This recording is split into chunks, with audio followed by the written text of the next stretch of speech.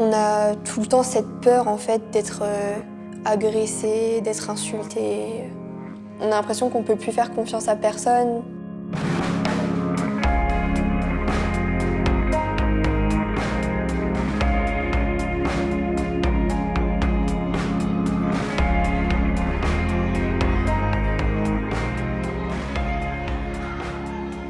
Sur le moment, au collège, on s'en rend pas compte, parce que même le harcèlement, on n'en entend pas parler, on ne sait pas ce que c'est, ce qu'on peut faire, ou les adultes, ils minimisent quand on leur dit.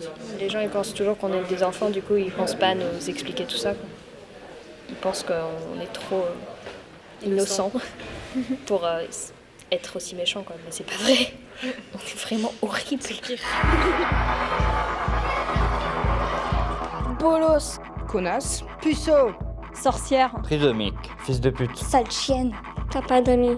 Tu sers à rien.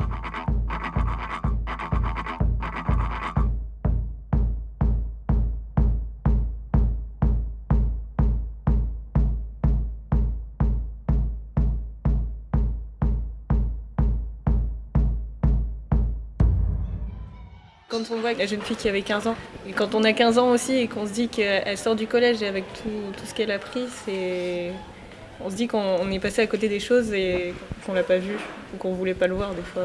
Je vais pas mentir aussi, du coup je recevais du harcèlement, du coup je harcelais pas mais aussi je me moquais d'autres gens et c'était vraiment, comme je dis, c'était un engrenage, tout le monde se moquait de tout le monde. On le fait pour faire rire les autres, pas forcément méchant à la base je pense. Enfin si, voilà, mais on se rend pas compte des conséquences que ça a. Peut-être que je peux faire quelque chose maintenant pour... tout ce que j'ai envie de faire là, c'est m'excuser.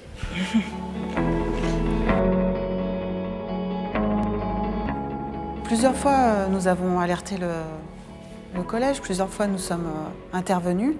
On nous disait qu'il fallait toujours une tête de Turc, que c'était normal dans un collège. Des gamineries. C'était des gamineries et voilà quoi, ils n'avaient pas vraiment de solution. Ouais, c'est hyper dur, hein. C'est hyper dur. Et puis moi qui réalise ça parce que c'est la première année où je suis surveillant et c'est vrai que quelque part du coup ça fout presque une pression en plus en fait quoi. Parce qu'on se rend compte que on a un rôle à jouer dedans et je crois que c'est les parents de Mathéo qui expliquent qu'ils ont porté plainte après contre l'institution. On se met à la place de la vie scolaire mais du proviseur aussi et je pense que ça va être terrible. Ça va être terrible de vivre ça. Pour les parents, évidemment, c'est incommensurable, mais après, même l'impact, la déflagration que ça peut avoir dans la structure, ça doit être gigantesque, quoi.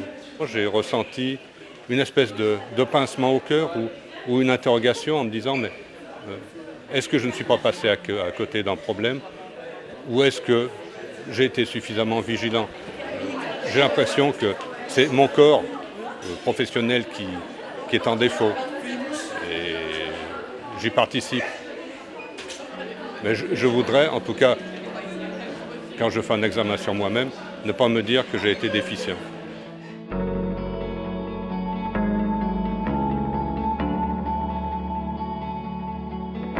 Il y a 2 ans, on nous avait fait appel pour voir si, professionnellement, on voulait avoir un stage sur ce thème-là, qui est un thème vraiment plus difficile à aborder. Je me suis présentée, je me suis inscrite, j'avais l'aval.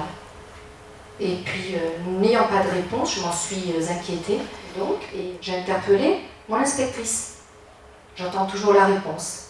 Mais, comme cela ne m'a pas suffi, eh bien, étant donné que c'est le thème aujourd'hui national, j'ai écrit à la ministre qui nous avait effectivement sollicité et j'attends toujours la réponse.